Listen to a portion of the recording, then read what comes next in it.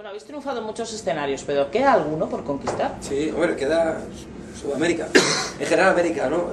Tenemos muchas ganas de ir a tocar a México. De hecho, estamos ahora preparando gira, buscando la forma de hacer 5 o 6 fechas allí, porque tuvimos una gira preparada de 14 fechas hace 2 años y por problemas personales se tuvo que suspender, con todo cerrado y con los tickets vendiéndose y demás, y tenemos muchas ganas de ir allí. Entonces, nuestra intención es sacar un álbum recopilatorio y ir allí a presentarlo a principios del 2013, y eso es lo que estamos trabajando ahora mismo, pues coordinando, viendo, buscando gente allí para hacerlo, y es va a ser nuestro primer paso, y luego pues nos gustaría ir a otros países, ¿no? Nos gustaría ir a Perú, nos gustaría ir a Costa Rica, ir a Estados Unidos, o sea, en general lo que queremos es salir fuera.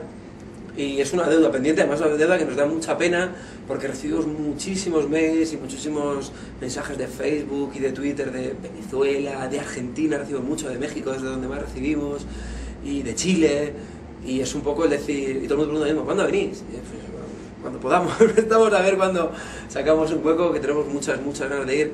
Es un público muy cariñoso por el trato que tenemos con ellos, y va a ser un placer ir, que seguro que iremos para el 2013. Contentos nuestros compañeros de México, seguro, al oíros decir esto. Pues seguro. Más contentos nosotros de que se puede oír allí. Bueno, aquí en esta parte de la entrevista hacemos una pregunta que es: la cultura no es un lujo. Después de lo que está pasando con el patrimonio cultural y los impedimentos y problemas que está habiendo, ¿hasta qué grado? Yo ya hablo de los directos, ya no de los discos. ¿Hasta qué grado se está llegando a afectar esto que está sucediendo con la cultura? Mira, el otro día, no recuerdo quién fue, no sé si fue Rulo o quién fue. Alguien dijo en una entrevista: las salas que antes nos parecían pequeñas, ahora nos parecen enormes.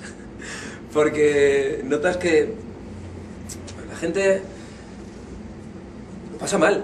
La gente de la calle, afuera está haciendo mucho frío, la gente lo pasa muy mal, y no hay pasta para pagar entradas, y no hay pasta para hacer muchas cosas. Y la cultura, en el fondo, en este país, por cómo se ha construido, no se ve tanto como cultura, sino como ocio. Entonces yo creo que el mayor problema no es subir el IVA, o no es quitar subvenciones, que todo eso es un drama, ¿eh? Pero más allá de eso, el problema está en que la gente no se le está culturizando, o sea, en los colegios, en las escuelas, en el entorno, la visión que tiene la gente de los músicos, actores y tales, que somos, pues bueno, peña muy cool, que vivimos de puta madre, que nos damos un palo al agua, que, bueno, que nos hemos cogido la parte fácil de la vida y tal, y nadie se plantea ni las horas que echas, ni que para hacer un disco hay 6 meses de composición, de ensayos, la gente que come gracias a que tú grabas un disco, porque quizás solamente se ve cuando tú sales, ¿no? Y te dice, vamos, tú... Aparte que la gente tiene la idea de que nosotros ganamos muchísima pasta y que viajamos en avión. A mí mucha gente me dice, bueno, tío, pues tienes que tocar en Villabotijo de abajo, pero total, pues tú sigues en avión. ¿Qué quieres pensar que en Villabotijo de abajo hay un aeropuerto, tío? O sea, nosotros vamos en Rula, en ¿Y qué te hace pensar que puedes, con los costes de una gira, puedes afrontar viajes en avión y el staff? Y entonces la gente no se plantea cuando dice, tío, pues si no lo ganas de aquí, lo ganarás de allá y tal. Y bueno, a lo mejor yo sí, pero a lo mejor el técnico de sonido no. Y a lo mejor antes para grabar un disco había un técnico de sonido y un asistente, y ahora ya no. Y ahora a lo mejor no hay ni técnico y hace técnico el productor. O antes llevábamos 2 pipas, 2 rodis, y ahora llevamos 1. Y la cantidad de gente que está haciendo música, y o sea, nosotros de momento todavía nos podemos permitir vivir de la música, y lógicamente ahí se queda, y ya la gente lo entiende, ¿no? De qué tipo, pero bueno, pues más o menos te apañas. Pero la cantidad de gente que sigue haciendo música y vamos, casi se arrastra y perdiendo dinero para poder tocar en un sitio, porque por ejemplo aquí en Madrid la mayoría de los sitios cobran un alquiler que a veces es muy complicado poder costear, pero claro, la gente, ¿qué hago? No toco. Entonces todo eso, y hay muchísimos grupos que están intentando poder sacar la cabeza, y eso la gente, hombre, lo sabe, pero bueno, le da igual y no pasa nada. O sea, tampoco es que sea un mérito, es así, es el estado de las cosas, pero es darle una verdadera dimensión y tampoco satanizar, a lo mejor satanizar demasiado crudo, pero que la cultura es necesaria. Y está claro que para las necesidades físicas y sí, de la gente hay cosas que a lo mejor son más necesarias, como es el comer o tener un techo, está muy claro. Pero más allá de eso, también eso hay que cuidar.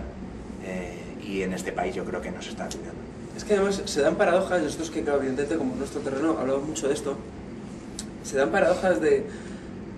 La gente abre debates contigo, que eres músico, y te tío, bueno, macho, vosotros, joder, ya ganáis, por ejemplo, ¿no? Ya, la gente ya gana dinero en los conciertos, pues aunque dejéis de ganar dinero con los discos, pues ¿qué más da? Yo digo, tío, yo no he visto este debate con Coca-Cola, que le digan, tío, como ya ganas con Fanta naranja, pues reganaron la Fanta limón, ¿no? Porque además ganan muchísima pasta, ¿no?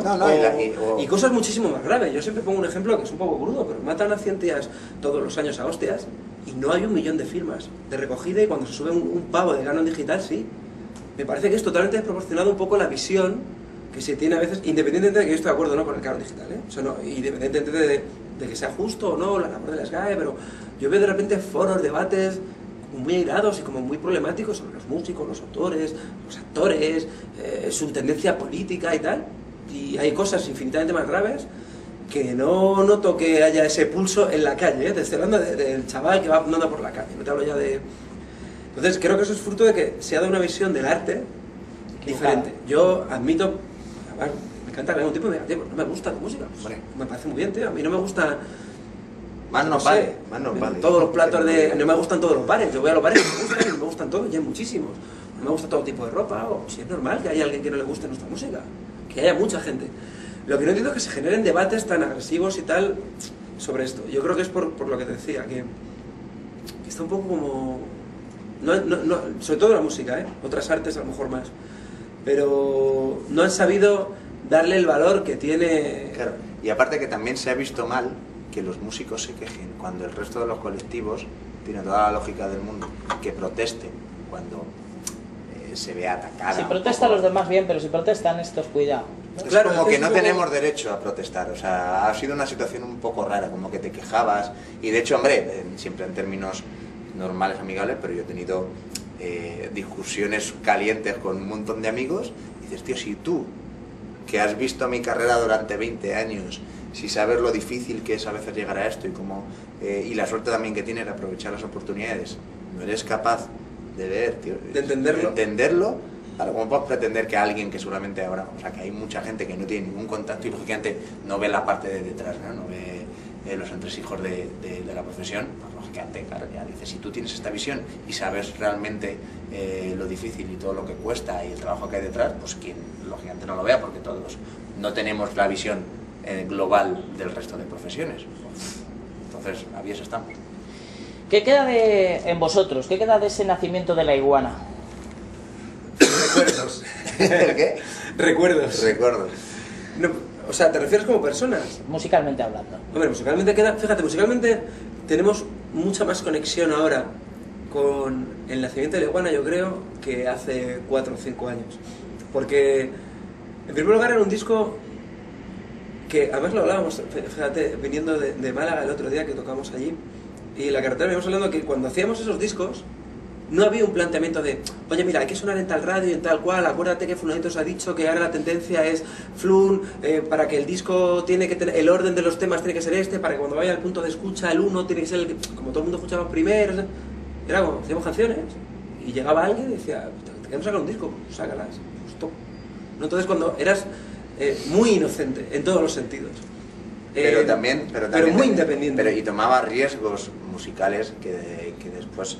Cuando ya tienes ciertas... Porque no sabías que era un riesgo. O sea, quiero decir, claro, tú decías una canción y decías, bueno, tío, pues voy a hacer un tema muy duro de rock, y hacíamos un tema medio latino, ¿no? Era un momento en que tenemos algún tema así en plan Tantango, en plan Jarabe de Palo, y lo metías en el mismo disco y te daba igual. O sea, no te planteabas, uy, lo mismo la gente no sabe ver, o le despistas, o los medios que van a pensar si el single, si todo el disco es rockero, pero el single...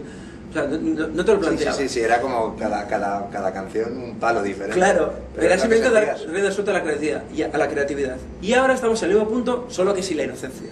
Ahora estamos en el punto de, mira, como va a dar igual, o sea, quiero decir, como al final hacen las cosas pensando en que te lo pongan en una radio, pero luego en ese momento en que tú sacas el disco, pues pasa lo que sea, o tal, o de repente la canción que tú no crees se mete en un anuncio y entonces esa coge una importancia que tú no creías, y ahora no sé qué, y como todo es tan dispar y arbitrario, al final hemos vuelto a esa raíz, vamos a componer buenas canciones, o lo que nosotros creemos que son buenas canciones, y cuando está el disco hecho y terminado, pues ya no pensamos cuál single o cuál no, o qué tema puede funcionar, pero no había vamos a hacer letras de este tipo porque nos ha funcionado, o vamos a, esta estructura no la podemos hacer porque, no, con este disco, y con el anterior tampoco, de hecho el anterior fue un disco muy rockero, muy guitarrero, había temas de 8 minutos, letras que hablaban de cosas que a la gente le podía sorprender el guanatango, sobre el tema de Dios, de la religión, o sobre la inmigración.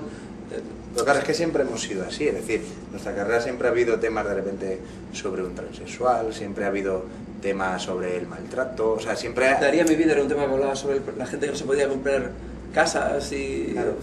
Lo que pasa es que lo hicimos cuando todavía no había explotado esto, lo hicimos en 2005 y pasó Sí, un poco... ¿no? Sí, o Crimen o Castigo, que era un tema pues, sobre el maltrato de las mujeres y era del 98, o sea que... Y era un tema que ya estaba, pero no tiene la actualidad que tristemente tiene ahora, ¿no? También es verdad que nosotros las historias intentamos no ser esencialmente reivindicativos. Es decir, el núcleo es ese, y el que escucha entiende. Pero no somos como Barricada. No tenemos la necesidad de contar las cosas crudamente. O sea, si queremos contar... El caso de Crimen o Castigo, por ejemplo, sí era un tema muy crudo. Pero, por ejemplo, si analizamos Daría mi vida, pues en vez de contar no tengo pasta para comprarme una casa y me siento mal y tal, pues contamos una relación de pareja en que el chico le contaba a la chica mientras ella estaba dormida que le encantaría poder compartir una vida con ella, pero que no podía hacerlo y contábamos el problema de una forma real. No hay nadie que oiga el tema y no sepa que estamos hablando de eso. Pero no lo contamos desde un punto de vista de diciendo quiénes traumático. Y quiénes son los ni culpables. culpábamos a nadie porque no es nuestro estilo. Sobre todo porque la gente ya sabe quién tiene la culpa. Tampoco creo que nosotros estamos aquí a explicarle a la gente quién ha hecho la crisis ni por qué. Mira, Efecto Dominó, la canción Efecto Dominó habla un poco del momento en el que estamos, habla completamente del momento que estamos pasando, ¿no? Pero no hace falta citar a los bancos, no hace falta citar a los políticos, no hace falta citar a los poderes fácticos, aunque están ahí. Y tú lo oyes, lo que estás oyendo es eso, pero no te lo estoy diciendo.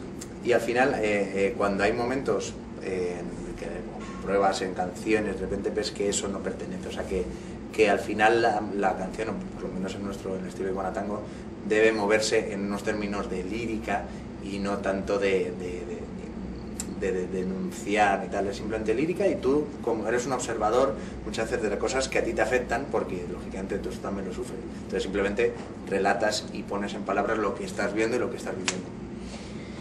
Decía un gran maestro de la música que el disco perfecto tenía 10 canciones. Eso decía. ¿Se ha quedado alguna canción fuera del disco que os haya dado especial rabia? Otra 10. Hicimos 20. Mira, normalmente nosotros hacemos una barbaridad de temas, pero cuando digo una barbaridad, hacemos 40 y tantos temas, 50 temas. Para el anterior disco quisimos hacer una machada y grabamos 20 temas. Y publicamos 18 en el álbum y 2 se quedaron fuera porque no cabían físicamente en el CD. No era un problema de dejar temas fuera. Un poco salmón calamaro, ¿no? Un poco... No tanto, pero... No tanto, pero... no 100, pero bueno... Pero sí hicimos 20... Y además creo que hicimos 20 buenos temas. No era vamos a hacer temas por hacer, ¿no? Y fue muy desgastante en el estudio. Creativamente, porque además como tenemos esa política que te hablaba antes de grabar nosotros todos los instrumentos, había que hacer 20 arreglos, había que componer 20 guitarras acústicas, 20 eléctricas, 20 jamos, 20 pianos, 20 líneas de voz, 20 coros, 20 bajos, 20 baterías, 20 percus. Era como agotador. Y ahora, prodúcelo todo, arréglalo todo, prodúcelo, mézclalo todo, que lo hizo este hombre, y masterízalo todo. Cuando acabamos el disco estábamos hasta los huevos del disco. O sea, tu sensación era... En vez de decir, vamos a empezar con los ensayos para tocar, era como, tío, déjalo, ya cuando hay un de hecho, claro, es que ese disco se empezó a componer pues en el verano, sino justo al poco, porque también no descansamos, al poco de haber sacado el acústico, pues como en otoño del 2008, lo grabamos en primavera del 2009 y se estuvo mezclando y tuvo un retraso también por los temas también personales por los cuales no fuimos a México, y al final salió en abril de 2010. Y claro, todo eso, o sea, fue pues un periodo también de mezcla. Cuanto más tiempo tienes, más cuidado le das, más retoque le das, pero claro, más neurótico te vuelves sobre, creo yo que esto, y aparte yo que paso son, chicos, os mando una nueva mezcla en la que hay un poquito más, era como, oye, lo digo igual. Había una ventaja clara, y es que él es muy neurótico y yo no soy nada neurótico.